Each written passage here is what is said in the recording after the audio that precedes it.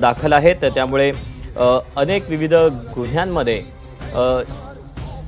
गजा मारणे याचा सहभाग असल्याचं देखील या अगोदर उघडकीस आलेलं आहे।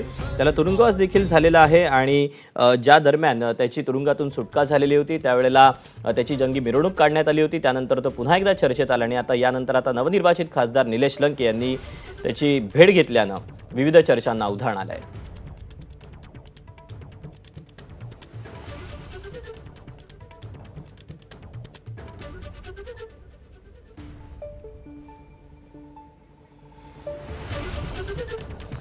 आपल्यासोबत राष्ट्रवादीचे नेते अमोल मिटकरी फोनवरून आहेत। अमोलजी, खासदार निलेश लंकेंनी कुख्यात गुंड गजा मारण्याची भेट घेतलेली आहे। काय नेमकं कारण असावं असं आपल्याला वाटतं आणि या भेटीकडे आपण कसं पाहता? ये ऐसा है कि हम आहा भी भरते हैं तो बदनाम हो जाते हैं और वो कत्ल भी करते हैं तो चर्चा नहीं बनती। आता तुतारी गटाचे शालीन प्रवक्ते हे कुठं दबलेत? ज्या वेळेस पार्थ पवार यांनी गजा मारण्यांची भेट घेतली त्यानंतर एवढा गदारोळ त्यांनी माजवला होता आणि त्यानंतर स्वतः अजितदादांनी सांगितलं होतं की ठीक आहे, आमच्याकडून चूक झाली, अशा लोकांना भेटायला नको होतं। मात्र आज निलेश लंके सन्मानानं तुमच्याच टीव्हीवर बघतोय मी, शाल श्रीफळचा सत्कार स्वीकारतायत आणि आता मग आम्हाला प्रश्न असा निर्माण होतो की बारामती लोकसभेमध्ये किंवा अहिल्यानगर लोकसभेमध्ये ज्या काही घडामोडी घडल्या किंवा गुंडांचा वापर झाला, काय झाला, तर अशा पद्धतीनं कदाचित गजा मारण्यांचीच त्यांना काही सहकार्य किंवा सपोर्ट होतं का हेही तपासलं पाहिजे।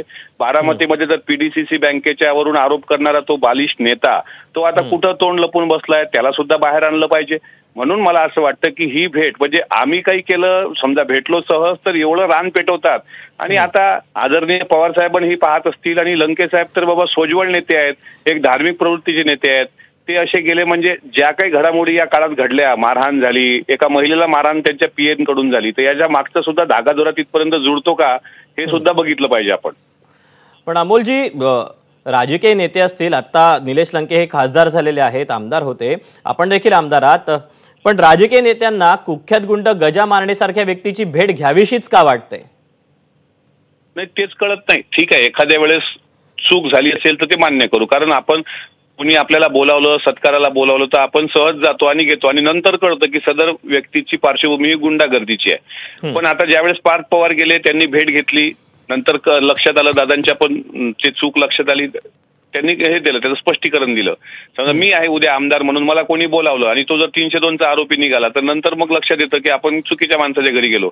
आता आम्ही वाट पाहतोय की निलेश लंके साहेब किंवा त्यांचे सहकारी किंवा त्या तुतारी गटाचे ज्येष्ठ श्रेष्ठ नेते यावर काय स्पष्टीकरण देतात हे मात्र महाराष्ट्रानं पाहिलं पाहिजे। त्यांनी असं म्हणू नये की मला माहित नव्हतं ते कोण आहेत, त्यांनी मला सत्काराला बोलावलं, गजा मारणे कोण आहेत हे सगळ्या पुण्यासह महाराष्ट्राला माहित आहे सगळ्या पद्धतीचं, त्यांची पार्श्वभूमी कशी आहे सगळ्यांना सांगण्याची गरज नाही। एक बघा, मागं तुम्ही अभय मांढरेंची एक पोस्ट एका त्या बालमित्र मंडळाच्या अध्यक्षांनी व्हॉट्सअपला टाकली होती, ट्विटरला टाकली होती।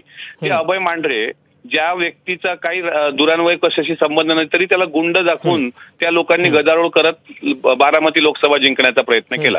तर या सगळ्या घडामोडीवर ते काय स्पष्टीकरण देतात हे पाहणं महत्वाचं आहे। वास्तविक तर जायला नाही पाहिजे, ते चूकच आहे आणि जर चूक झाली असेल तर प्रामाणिकपणे खासदार लंके साहेब कबूल करतात का हे सुद्धा बघणं औत्सुक्याचं ठरेल मला असं वाटतं। नक्कीच अमोलजी, तुम्ही राहाच आपल्यासोबत विद्याताई चव्हाण आहेत, शरद पवार गटाच्या नेत्या आणि आमदार। विद्याताई, चूक झाली आहे असं आपण मान्य करता का, असं अमोल मिटकरेंनी म्हटलेलं आहे आणि